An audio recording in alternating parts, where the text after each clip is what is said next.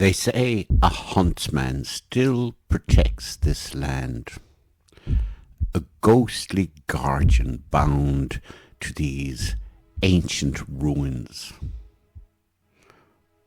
But is he a gentle spirit?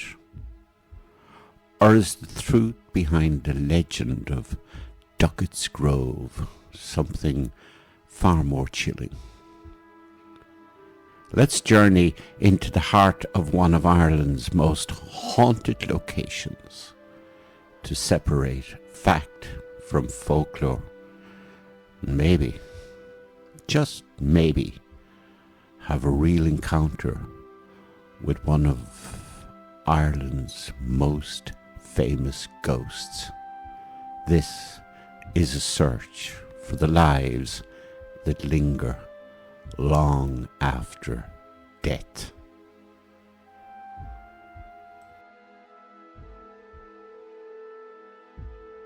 This is Duckett's Grove in County Carlow. Today, it's a magnificent Gothic ruin, one of the most photographed in all of Ireland. Its towers and turrets create a haunting silhouette against the sky. But this place was once the heart of a massive estate. At its peak, sources say the estate sprawled across at least 5,000, maybe even 12,000 acres. For centuries, it was home to the Duckett family, one of the most prominent landowning families in the region. The story really begins around 1745 with a much more modest Georgian country house. But the family's fortunes were about to change thanks to a series of very smart marriages.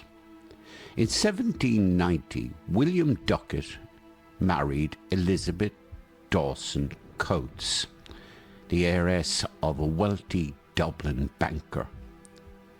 And that sudden injection of cash transformed everything.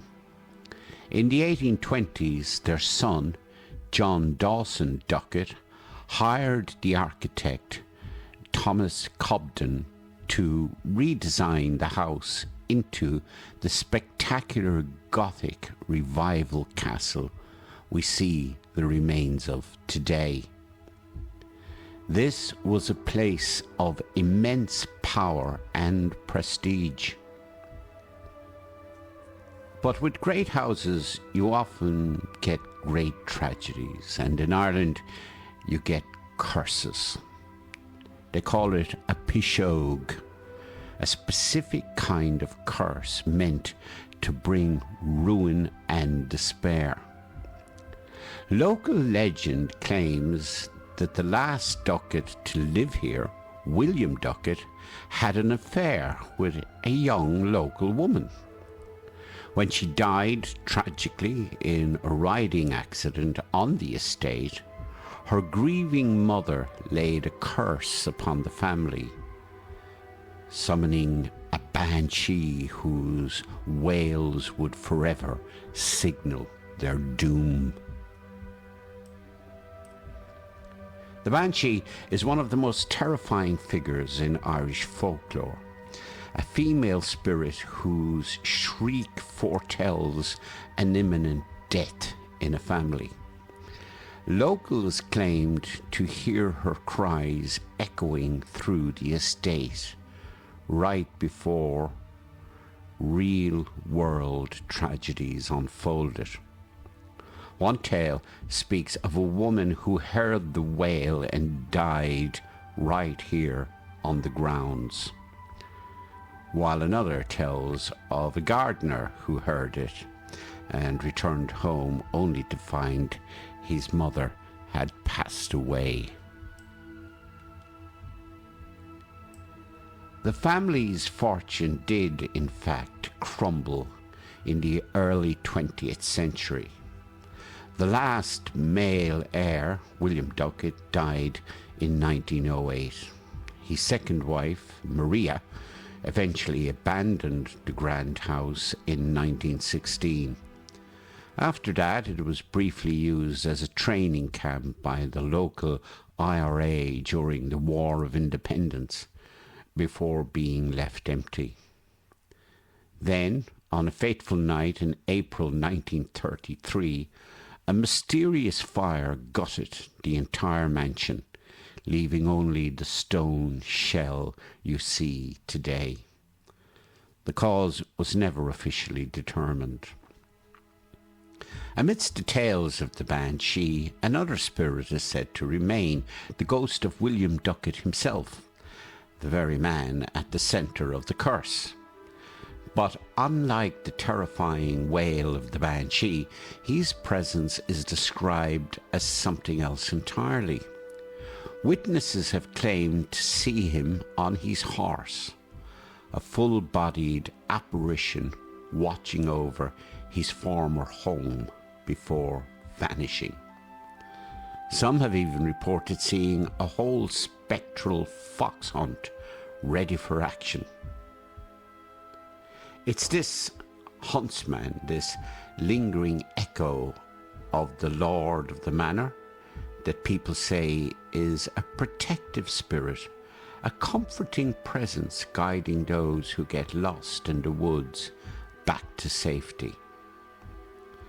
So, there are two conflicting legends, a death curse from a heartbroken mother, and the protective spirit of the man who supposedly caused it all. Is he a guardian, or is he a tormented soul tied to that curse?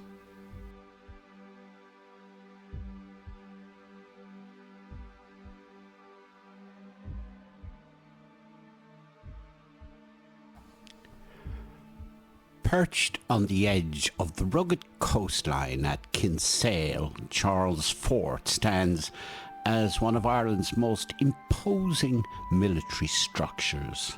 A massive 17th century star-shaped fortress overlooking the shimmering waters of the harbour. Built during a time of constant conflict and political unrest, its thick limestone walls and geometric bastions were designed for defence, not sentiment. Yet, behind the stern face of this military stronghold lies one of the most heartbreaking and enduring ghost stories in Irish folklore. The tragic legend of the White Lady of Charles Fort. Her story, whispered among locals and visitors alike, is one that blurs the line between love and loss, loyalty and grief, and perhaps even between justice and vengeance. Charles Fort was constructed in the late 1600s during the reign of King Charles II as part of a larger strategy to secure Ireland's southern coastline. Its design, a sophisticated star shape with 5 bastions, reflected the cutting-edge military engineering of the time. From its walls, soldiers could command sweeping views of Kinsale Harbour, a location of immense strategic importance. Inside the fort, life was harsh and disciplined. Soldiers, officers and their families lived within the confines of its thick walls. The fort was both a home and a prison, a place of rigid routine and watchful eyes.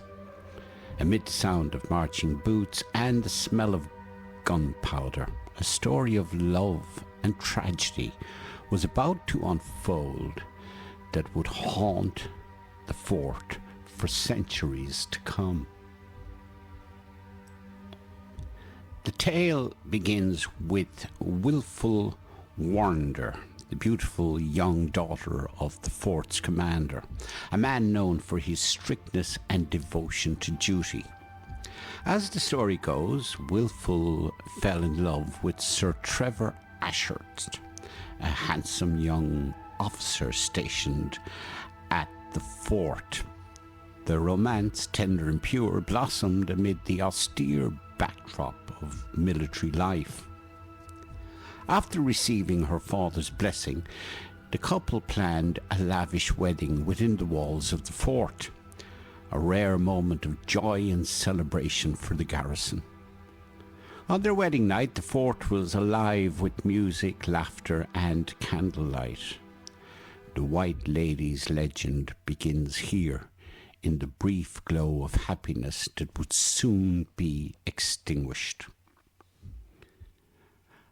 After the ceremony, Sir Trevor, still dressed in his uniform, took a walk along the ramparts to enjoy the night air and gaze over the darkened harbour. It was said to be a peaceful, moonlit evening. Nearby, a sentry had been posted to keep watch, but as the commander made his nightly inspection, he noticed what appeared to be a soldier slumped against the wall, seemingly asleep on duty. In an age when military discipline was absolute, such negligence was punishable by death. The commander, known for his unwavering sense of order, drew his pistol and fired without hesitation.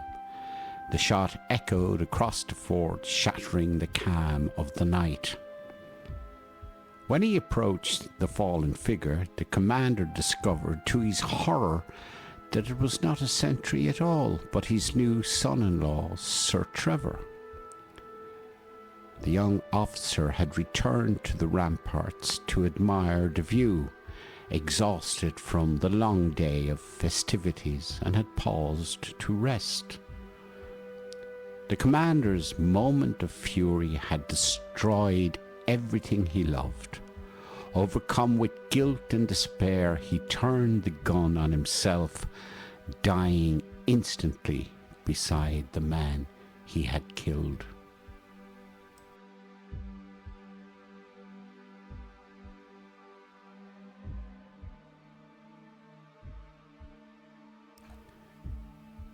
When Wilful learned of what had happened, that both her beloved husband and her father were dead, she was inconsolable.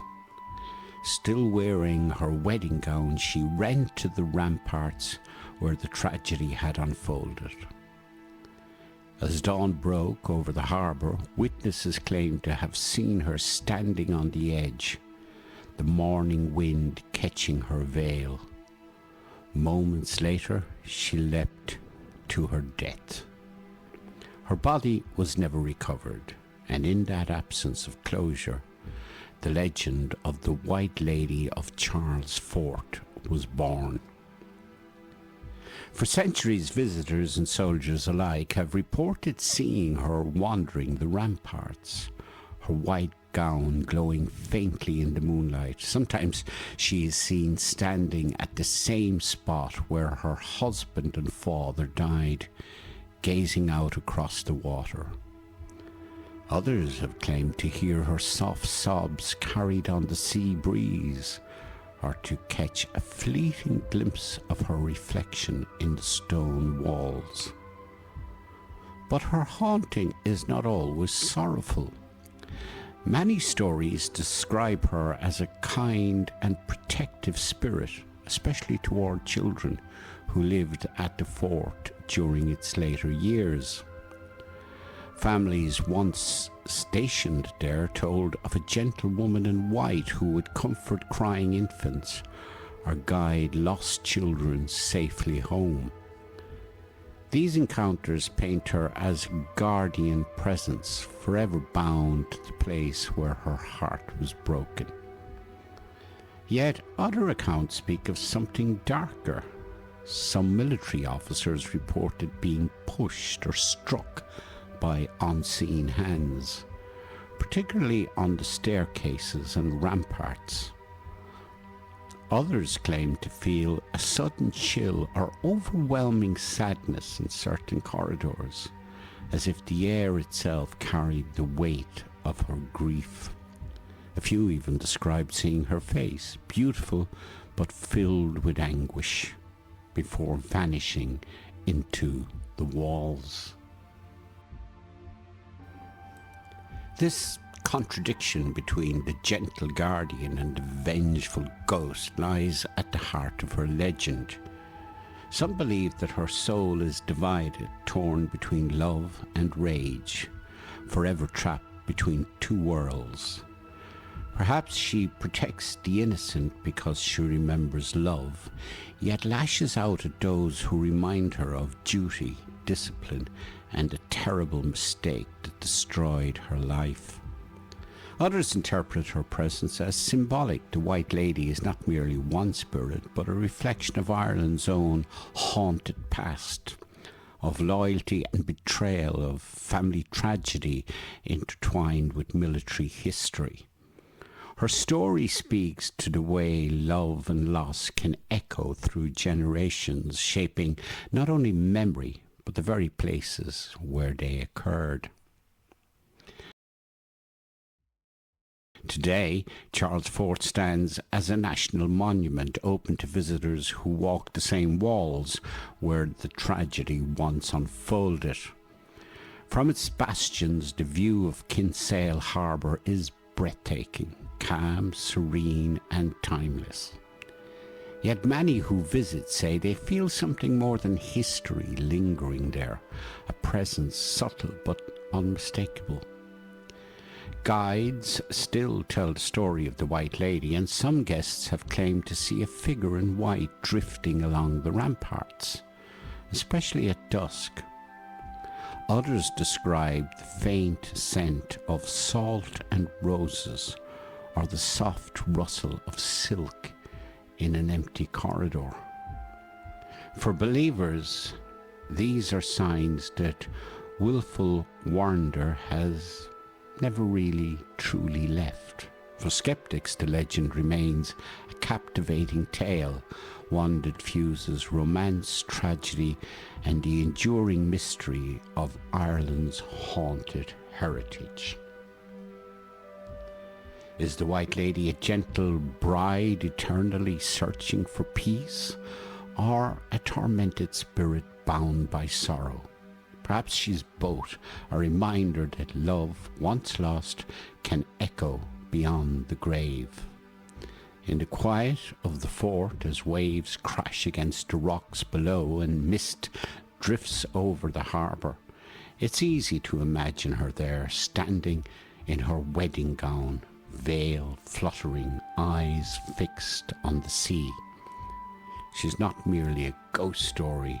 She is the embodiment of what lingers when the heart cannot let go, a soft whisper of sadness and a dangerous echo of rage, forever haunting the stone walls of Charles Fort.